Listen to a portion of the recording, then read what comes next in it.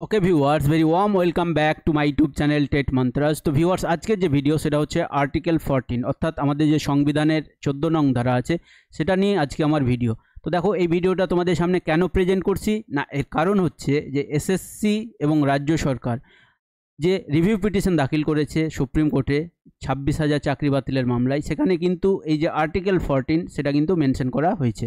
তো এই ভিডিওতে তোমাদের আমি বলবো যে আর্টিকেল 14 কী এবং আর্টিকেল 14-এ কী বলা হয়েছে, রিভিউ পিটিশনে আর্টিকেল 14 সম্পর্কে কী বলা হয়েছে, তো সব কিছুই তোমাদের সামনে শেয়ার করব।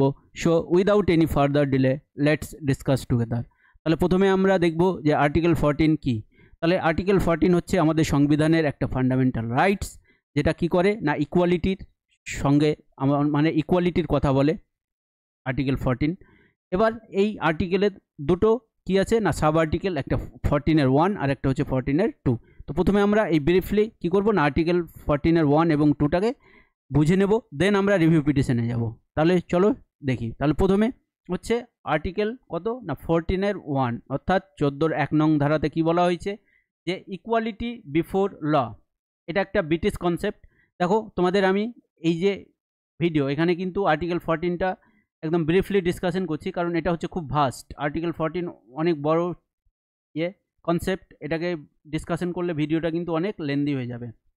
তাহলে দেখো আর্টিকেল 14-এর 1 অর্থাৎ 14-র 1 নং ধারাতে কি বলা হয়েছে যে ইকুয়ালিটি বিফোর ল, মানে আইনের চোখে সবাই সমান। এবার দেখো, this principles ensures that all citizens are treated equally by the legal system regardless of their background or status. মানে আইনের চোখে হচ্ছে সবাই সমান, মানে আইনের সামনে যখন যাবে আইন কি করবে না সবাইকে সমানভাবে দেখবে না যে ওর ব্যাকগ্রাউন্ড কীরকম, না ওর ইকোনমিক্যাল ব্যাকগ্রাউন্ড বলো বা স্ট্যাটাস কীরকম, মানে অর্থাৎ সোশ্যাল স্ট্যাটাস কীরকম, তো এগুলো কিছুই কিন্তু দেখা হবে না। সাপোজ একটা এক্সাম্পল তোমাদেরকে আমি বলছি। ধরো একজন লেবার আর একজন ডিএম যখন আইনের সামনে যাবেন তখন কি হবে না আর্টিকেল এই যে 14 বলে যে লেবার ইকুয়াল টু কি না আইনের কাছে লেবার ইকুয়াল টু হচ্ছে ডিএম, মানে দুজনেই হচ্ছে কি সমান। কিন্তু দেখো যদি আমরা জেনারেলি দেখি, মানে জেনারেল সেন্সে দেখি, তাহলে দেখো যে ডিএম এর সোশ্যাল স্ট্যাটাস কিন্তু হাই, যে লেবার একজন তার কিন্তু সোশ্যাল স্ট্যাটাস লো। কিন্তু আইনের ক্ষেত্রে সেটা কিন্তু হবে না, তোমার ব্যাকগ্রাউন্ড কিন্তু স্ট্যাটাস দেখা হবে না। আইনের ক্ষেত্রে লেবার আর ডিএম কিন্তু দুজনেই সমান। এর পারফেক্ট এক্সাম্পল হচ্ছে লেডি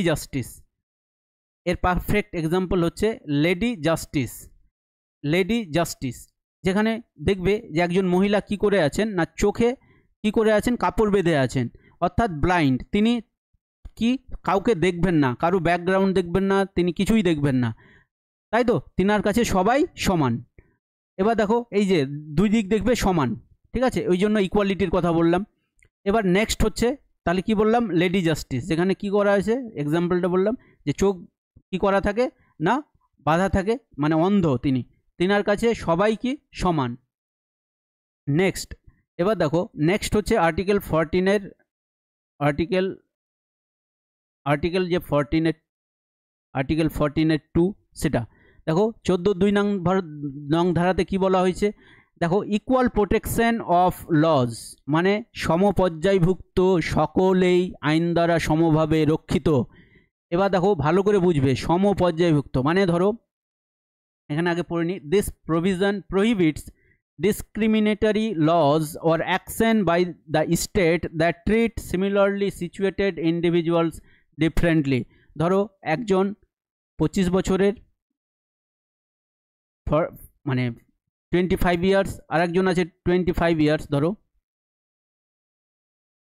তাদেরকে কি করতে হবে না ইকুয়ালি ট্রিট করতে হবে। বা ভাবো যে দুজনই ইকোনমিক্যালি ধরো দুজনেই কি না সেম, ধরো একজন ধরো বিজনেসম্যান যার মান্থলি ধরো ইনকাম হচ্ছে কত না 3 লাখ, আর একজন বিজনেসম্যান যার মান্থলি ইনকাম হচ্ছে 3 লাখ বা 3.5 লাখ। তাহলে কি করা হবে, যদি দুজনকে শাস্তি দেওয়া হয় এবং পানিশমেন্ট দেওয়া হয় তাহলে দুজনকে কি করে দেওয়া হবে, সেম পানিশমেন্ট দেওয়া হবে। ধরো কোনো শাস্তি দেওয়া হলো যে একজনকে বললো যে সেম ক্রাইম করেছে, একজনকে বললো যে 9 লাখ টাকা শাস্তি লাগবে, মানে শাস্তি হিসাবে 9 লাখ টাকা দিতে হবে, আর আরেকজনকে বলছে যে শাস্তি হিসাবে 25 লাখ টাকা দিবে। এরকম বলা যাবে না, কারণ তারা সেম ব্যাকগ্রাউন্ড থেকে আসে, সমপর্যায়ভুক্ত, তাহলে তাদের শাস্তিটা কী হবে, সেম হবে। কিন্তু এখানে দেখো কোথায় ডিসক্রিমিনেশন করা যায়, কোথায় রিজনেবল ডিসক্রিমিনেশন করা যায়। ধরো বাড়িতে একটা 5 বছরের বাচ্চা আছে, বাড়িতে একটা 5 বছরের বাচ্চা, আর আরেকজন আছে যার বয়স হচ্ছে 18 বছর। তখন আমরা কি করি না, যে 5 বছরের বাচ্চা আছে তাকে আলাদাভাবে ট্রিট করি, যে 18 বছরের আছে তাকে আলাদাভাবে ট্রিট করি। তো এবার দেখো এই যে 5 বছর এবং 18 বছরকে আলাদা আলাদাভাবে যে ট্রিট করছি, তাহলে এটা কি না, এটা রিজনেবল ডিসক্রিমিনেশন বলতে পারো। এটা হচ্ছে রিজনেবল, মানে এর কারণ আছে, যথেষ্ট কারণ আছে, যার কারণে 5 বছর এবং 18 বছরকে কি করতে পারছি না, আলাদা আলাদাভাবে আমরা ট্রিট করছি। এবার দেখো সেরকম ধরো একজন, বললাম এর প্রিভিয়াস এক্সাম্পলে একজন লেবার আছে, একজন লেবার আর একজন ডিএম, ধরো সেম ক্রাইম করেছে। এবার কি হচ্ছে না, শাস্তি হিসাবে ধরো 10 লাখ টাকায় ধার্য করা হয়েছে, কিন্তু যে লেবার তার তো মান্থলি সেভিংস হচ্ছে মাত্র 4000 টাকা, কিন্তু ডিএমের হচ্ছে কত না 80,000। এবার দেখো যেহেতু ডিএমের 80,000, ও 10 লাখ টাকা খুব ইজিলি দিয়ে দিতে পারবে, কিন্তু যে লেবার আছে সে তো দিতে পারবে না। তাহলে কি হবে, তার কি জেল হয়ে যাবে, সে কি তাহলে মানে ইয়ে থেকে, জাস্টিস থেকে বঞ্চিত হয়ে যাবে। কিন্তু এখানে কি করতে পারেন, এখানে কি করা যায় না, এখানে ডিসক্রিমিনেশন করা যায়, যে ডিএম এর ক্ষেত্রে যেহেতু ডিএম এর মানে বলতে পারো ইকোনমিক্যালি সাউন্ড, মানে তাহলে ডিএম এর ক্ষেত্রে 10 লাখ, আর যে লেবার আছে তার ক্ষেত্রে 20,000। ঠিক আছে, তো এটা হচ্ছে কি না রিজনেবল ডিসক্রিমিনেশন, তাই তো। এই যে ডিসক্রিমিনেশন করছো এটার কি আছে না, রিজন আছে, তো এটাকেই বলছি আমরা কি না রিজনেবল ডিসক্রিমিনেশন। এবার আসো নেক্সট আসো এই যে রিভিউ পিটিশনে। এবার দেখো এখানে কি বলা হয়েছে, এখানে বলা হয়েছে যে রিভিউ পিটিশনে, সেখানে বলা হয়েছে যে tainted equal to untainted, tainted equal to untainted, এখানে রিভিউ পিটিশনে এটা বলা হয়েছে। কেন না, দেখো সবাইকে কি করা হয়েছে, টেন্টেড এবং আনটেন্টেডকে কি করা হয়েছে, সমপর্যায়ভুক্ত করে দেওয়া হয়েছে, আলাদা আলাদা করে দেওয়া হয়নি।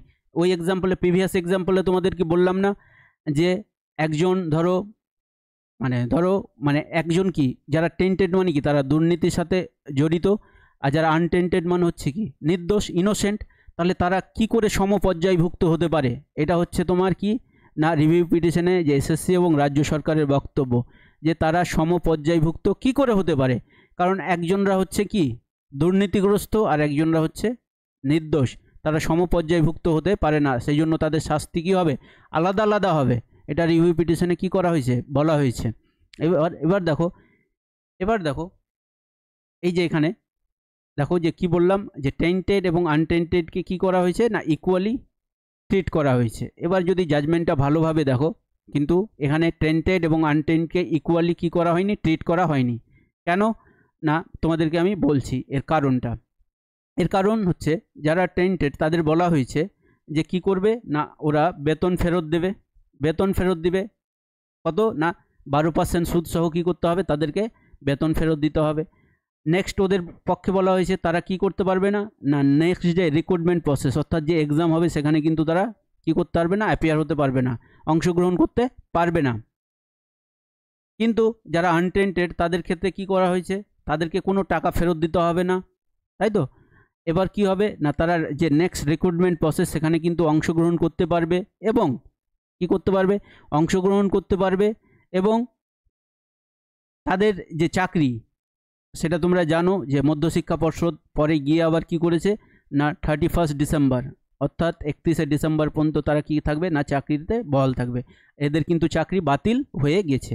তাহলে দেখতেই পাচ্ছ যে আলাদা আলাদা কিন্তু জাজমেন্ট, এদের টেন্টেডদের জন্য আলাদা জাজমেন্ট, এই যে তোমার আনটেন্টেড তাদের জন্য আলাদা জাজমেন্ট। ওই যে বললাম লেবার আর ডিএম এর ক্ষেত্রে, তাহলে দেখবে এখানে কি করা হয়েছে না আলাদা আলাদা জাজমেন্ট দেওয়া হয়েছে। তাহলে দেখো এসএসসি যুক্তি দিয়েছে, ঠিক আছে, এই যে রায় সেটাকে পুনর্বিবেচনার জন্য হাইলাইট করা হয়েছে যে এখানে আর্টিকেল 14 কি হয়েছে না ভায়োলেশন হয়েছে, এখানে আর্টিকেল 14 ভায়োলেশন হয়েছে। কেন না এই যে টেন্টেড এবং আনটেন্টেডকে কি করে দেওয়া হয়েছে, সমপর্যায়ভুক্ত করে দেওয়া হয়েছে এবং শাস্তিটা কি দেওয়া হয়েছে, সেম দিয়ে দেওয়া হয়েছে।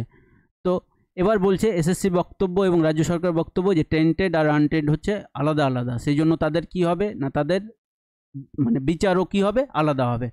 তো দেখা যাক এবার রিভিউ পিটিশনটা অ্যাকসেপ্ট হবে না রিজেক্ট হয়ে যাবে, সেটা সুপ্রিম কোর্টের ব্যাপার, ঠিক আছে। তো এবার যদি নতুন কিছু আপডেট আসে তাহলে তোমাদের সামনে অবশ্যই শেয়ার করব। যেহেতু আর্টিকেল 14-এর মেনশন করা ছিল, সেই জন্য তোমাদেরকে কি করলাম না আর্টিকেল 14টা তোমাদের সামনে প্রেজেন্ট করলাম। তো ভিডিওটা যদি তোমাদের ভালো লেগে থাকে তাহলে লাইক করে দিবে এবং চ্যানেলটাকে সাবস্ক্রাইব করে দেবে। Thanks for watching this video.